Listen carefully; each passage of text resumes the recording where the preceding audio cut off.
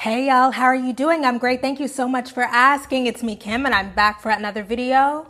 Girl, I am back on the floor, so you know it's gonna be good. Today we're gonna talk about WAP and the spectacle of sexual liberation. Emphasis on spectacle. It's been a couple of weeks since the WAP video came out, and I've had lots of time to take in all of the critiques of the video and study it closely and see all of the love that the video has gotten. And frankly, I just don't find it to be that compelling. It's just not my thing. I will say, amazing wigs, beautiful makeup, great costumes, great gowns, beautiful gowns. Megan Thee Stallion, by the way, is such a good performer. We'll talk about that later. She was in that choreo. Love it. But overall, it was too much green screen for me, too much Kylie, and I just find that subject matter to be tiresome. We've heard it, we've seen it. It didn't float my boat. But what do I know? I'm very clearly not the target demographic for this song. It debuted at #1, and I'm pretty sure that this is the first female rap collaboration to ever debut at #1 on Billboard. So shout out to Cardi, shout out to Megan. They found a formula that works. Good for them. That's that, right? But I continue to be really fascinated by the kinds of conversations that swirl around WAP and the songs and videos like it, because they range from the just outright racist and sexist, just plain old ignorant, to the hyperbolically positive and maybe just a tad bit disingenuous, like just a tad. I don't know why we have to make every song about pee-popping a feminist anthem. I don't know why people feel the need to map empowerment onto everything they enjoy to excuse their enjoyment of it, because it feels like that's where we are with WAP, and I have some questions. Now, not only that, but forcing that kind of political messaging onto these kinds of images, to me, feels like people are trying to insulate them from any kind of critique. You know, I know, trust me, I know how testy people get when you encourage people to think critically about origin, meaning, and consequences of the empowering images they enjoy, but we still gotta do it. So here I am to be Debbie Downer, but you know, with love. For years, I've had really deep disagreements with a lot of my feminist peers about whether or not we should always view images of women of color, Black women, Latinx women, whether when we see them being explicitly sexual, talking about how wet and gushy their peas are and taking off their clothes, like whether that should always be viewed as empowerment. I don't think so. I don't think that is always appropriate, nor do I think it is particularly progressive. And I've made videos before about how, even though I love seeing Black women entertainers enjoying their bodies and their sexualities and doing so in their performances, that we should be concerned that Black entertainers, rap, R&B, and even pop are expected to do that particular kind of performance to get on and have hits in 2020. And I'm so sorry that I'm about to reference myself. Not really, you know that I do this work. But in my video called "Why Do Black Women Have to Sell Sex?", I went through the Billboard charts, right? Multiple Billboard charts. I watched the videos of the songs, I listened to the songs, and I found that Black women performers were much more likely to have songs and videos that were explicitly sexual, whereas performers of other races, and on those charts it's predominantly white women, they get to do a wide range of things, from the explicitly sexual, you know, y'all know Miley, right? To soft and sweet and young and demure and teeny bopper pop. Black women are in a very, very narrow box. That's concerning. And low-key, I even think that Black-white sexuality dichotomy shows up in the WAP video with Rosalia, who is a Spaniard, which means that she's white, the way that she's dressed and the way that she's moving versus the way that the rest of those women who are not white are moving, with the exception of Kylie. But you know, Kylie wants to be viewed as not white. I think something is there. And if you are a Black woman who wants to get on in 2020, that you're gonna have to be in this box, right? And it's a shiny box, and it's a sexy box, and it's a fun box, but it's still a box. It is important for us to have a variety in our representation with regard to art, because art helps us map the terrain for our social mores and our social possibilities. We have to ask ourselves, are Black women more naturally in tune, not just with sexuality, but with this particular kind of performance of sexuality? I don't think so. And I don't know why you would want to argue in favor of that. because that means there are a whole lot of us who are just not gonna see ourselves, who are not gonna be represented. Now, don't get me wrong. I love that WAP makes misogynists so mad. When I see them just typing away on Twitter, oh, it gives me wings. But there are all kinds of social and structural reasons why we get so many WAPs, and it's important for us to consider them. So when I see this video, I see fun, right? But I don't necessarily see empowerment or sexual liberation. I see women working. And yes, work and pleasure sometimes can overlap, but we have literally seen these women, Cardi in particular, say, first of all, I rap about pussy because she's my best friend, you know what I'm saying? And second of all, it's because it seems like that's what people want to hear. I ain't even gonna front, because let me tell you something. When I did Be Careful, people was talking mad shit in the beginning, like, what the fuck is this? This is not what I expected. I expected this, I expected that. So it's like, if that's what people ain't trying to hear, then all right, then I'm gonna start rapping about my pussy again. And by the way, there is nothing wrong with it. I have no problem with people trying to get to the money. Get your bag. For so long in hip hop culture, we have valorized men and their hustle. We have excused them for doing stuff that is frankly quite heinous because it got them money. So there's no reason why we should be mad at these women for doing this to get to the bag at all. The issue is there should be space for all kinds of stuff. And right now that space simply does not exist, right? And so when we blur the line between work and pleasure, we are downplaying the kinds of coercion that's involved for people who are seeking optimal financial returns. And by coercion, I don't mean somebody is literally threatening them like pop your PRLs. I mean, we are steered towards certain choices when we're trying to optimize our chances for success. And by the way, all of us do this, okay?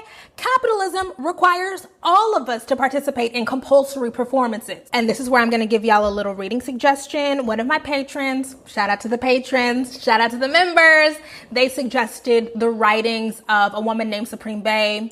And I've been familiar with her work for a while. She's a theorist and a sex worker, absolutely freaking brilliant. Read this woman's writing. She talked in one of her essays about something called the choice coercion binary, which is basically a way to say that all of our choices are mediated by what's available to us, right? And it's like, did y'all watch Little Fires Everywhere? You didn't make good choices. You had good choices. Brilliant, brilliant. But that's it, right? We're all just trying to choose the things that are going to give us the most safety and the most security. And it's low-key victim blaming when you see somebody making a choice that maybe you might not have made to be like, well, you chose that, right? What was available to them? There's definitely something to the way that hoe aesthetics, a term that I learned from a writer named Raquel Savage, the way that these women use hoe aesthetics to sell themselves, right? They're definitely trading on a depiction of Black female sexuality that is at once deeply desired but also taboo. It's akin to sex work. Now, I'm not saying it's sex work. Let's not go there. No, it's sexy work, right? It's sexish work. Aligned, right? There's something there. Their empowerment actually comes from being able to turn these kinds of performances, which were once used explicitly for the benefit of men, they're able now to turn those into like incredible wealth, but also elevated social status in a way that most women who engage in actual sex work simply aren't able to do. I just think that inaccessibility should be considered when we are talking about politics and empowerment, liberation. And by the way, we should defend them. We have to defend them because we understand the history. We understand that policing Black women's bodies and sexualities, that's a means of social control. That's a tale as old as racial capitalism. So we got to get in that fight. We also have to do the fight against patriarchy. Do you ever wonder why men who love Pornhub hate OnlyFans? It's about who's profiting, who's in control. So we have to throw all of that stuff off if we're ever going to be free. But we went straight from racist puritanical norms to everything is liberation, everything is empowerment, while skipping a whole bunch of really important steps in between and ignoring the relevant context. The context is we're still not free. Not free, not Black women. We are not free to be our full embodied selves in every space that we enter. The fact is, most people are much more comfortable consuming us as just bodies, as hypersexual beasts, than they are consuming the fullness of our womanhood, like the fullness of our being. And so that is the mind F of being a Black woman. because we are trying to shake off this racism, this history of sexist exploitation. But we are also trying not to reify those norms that say that we're only sexualities, that we're only bodies for you to gawk at. I don't know how to reconcile that, girl. I truly don't. I wish I did. I don't have the answers. But it's something to consider. And while we're navigating all these considerations and thinking through the proliferation and commodification of these images, it's really important for us to not participate in further stigmatizing sex work or sex workers.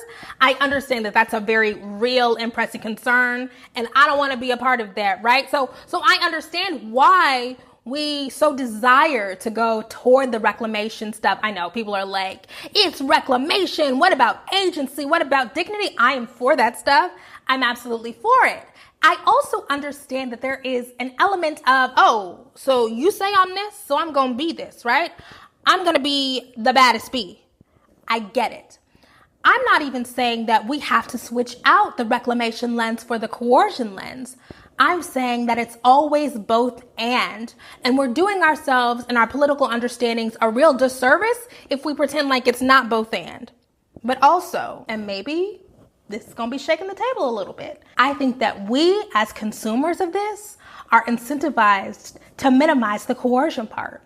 Because if we really talk about the coercion and think through the market concerns and all that, then we have to think about how our choices are indicted, right? How we are participating in a system that compels these women and so many other women, like we're not just talking about Megan Cardi here, right? This starts with WAP, but really it's a much bigger structural issue. We are creating conditions where Black women, women of color, are pushed toward that. Because a lot of folks, again, maybe this is shaking the table, a lot of folks don't approach Meg and Cardi and their work from a place of viewing them as fully embodied women, as women with a diverse set of ideas and ideals, right? They're viewing them as avatars for their own repressed sexuality or avatars for their own quote unquote ratchetness. And I know y'all are doing that to Megan Cardi because y'all been doing that to Black women performers for a long time. I've always thought it's so strange the way that people talk about Foxy Brown and Lil' Kim, particularly the Il Nana album and the Hardcore album.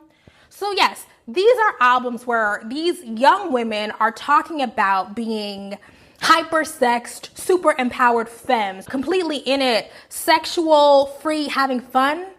But Foxy Brown was 17 years old when Il Nana was released. These are albums produced by men, careers created by men, images created by men. And we're not going to talk about the kind of coercion that's involved there. Lil' Kim, right? People put Lil' Kim and hardcore in particular on a pedestal. Kim, the actual person, has told us over and over again in many interviews that during that time when men were writing her lyrics and telling her what to do and what to wear and how to pose and all that she was sustaining incredible mental abuse at the hands of these men, that they were making her feel ugly, that she was disempowered throughout the making of this. And so, yes, incredible albums, incredible work made by very, very young women. But I'm like, we're not going to talk about all the other stuff?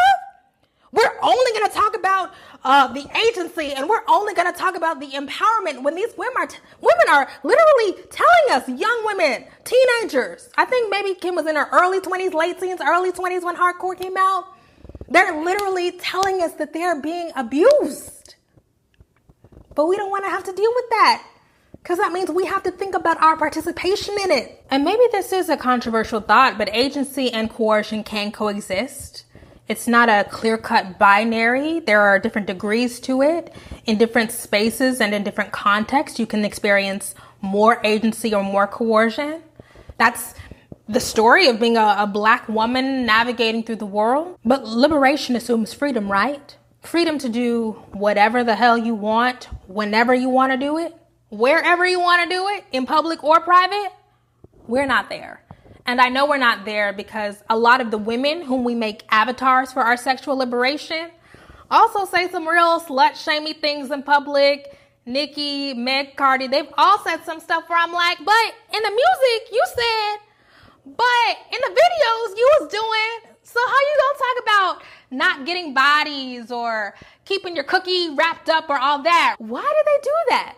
Why do these women who have got incredibly rich and famous, being super sexy and sexual, why would they in their off time revert to, but I'm not that kind of woman. I'm not a bad woman. I'm not a promiscuous woman. What is with this dichotomy? Why do so many of us want to have 1 foot in and 1 foot out? We always want to signify that, yeah, like we might be a little freaky, but we're still good. Wait, we still have value because there are still enormous consequences for being a bad woman. We still have not dismantled that stuff. And that same understanding of the social consequences for being a bad woman is also what drives a lot of those women to talk about their relationships to men. So it is very common for rappers and singers, entertainers to say, oh, I'm a freak, but I'm only a freak with my man. I'm only a freak with my husband, unlike the rest of you hoes. That's a very deeply patriarchal performance.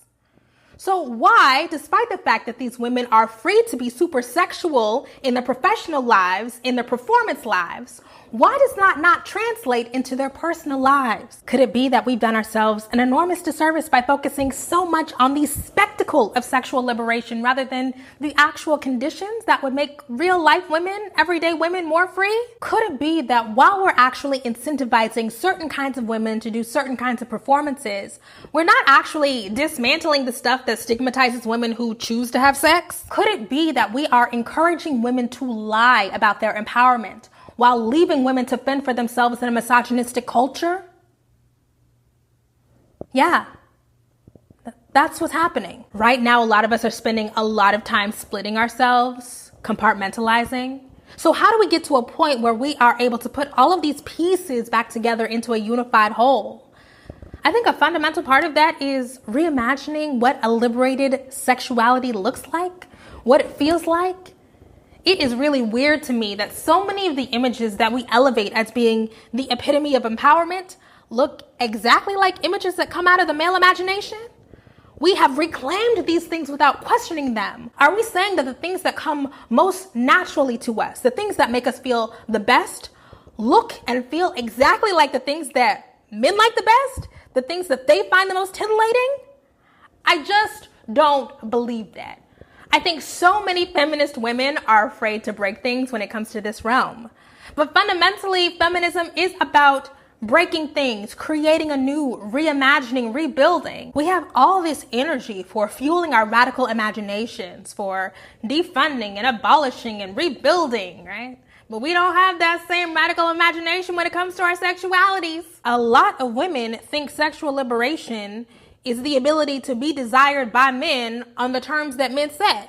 Now, it don't make no sense. Like, I don't know what y'all are trying to sell us, but I completely disagree. And I understand sexual desire. I understand wanting to be wanted. I understand that it's hard out here. Okay? I get it. But trying to dress it up as something that it's not is not helpful. In fact, it's quite regressive. All right, it's time to wrap this up. So in conclusion, spectacles are fun to indulge in. I get it. I understand why we gravitate toward them. But they're definitely not liberatory if the conditions they arise from remain unchanged. And right now, nothing is changing. Well, that's all I got. Thank you guys so much for watching. Be sure to like, share, and subscribe. Hit me up on Instagram or Twitter. Leave a comment down below. Shout out to the members. Shout out to the patrons. Y'all support. It literally, you don't even know. You don't even know how much it means to me. Y'all keep this going. I appreciate you enormously. So we're starting something new here. In the before times, we had for Harriet Grants, which went to undergraduate women. And I love that. Y'all know college meant so much to me. I love being able to alleviate some people's financial burden as they were going through school. But now the world is upside down, things are topsy-turvy, and we're now facing an unprecedented eviction crisis. So I decided to take the energy from the grants and now put that into helping Black women pay their rent. So if you would like to help a Black woman pay her rent, go to fhhelpinghand.com. There you will see a Black woman who needs a little bit of help. And as soon as that woman's rent is paid, we will switch out for a new person and a new person and a new person until we get through all of the submissions. If you'd like to be considered, send an email to grants@forharriet.com. You guys have been so generous in the past. I know that you're going to be so generous now. Thank you so much. There is no reason why I should have this platform and not use it to help as many people as possible. Like, what is the point? The support already, the outreach has been amazing. So thank you guys so much. So again, we're still in a pandemic. Social distance if you can. Wash your hands. Stay your ass at home if you can. 6 feet away. Wear a mask. This is ridiculous. It truly, truly is. If voting is your thing, register to vote and request that ballot early, okay? Today. That's it. That's all I have. Thank you. Bye.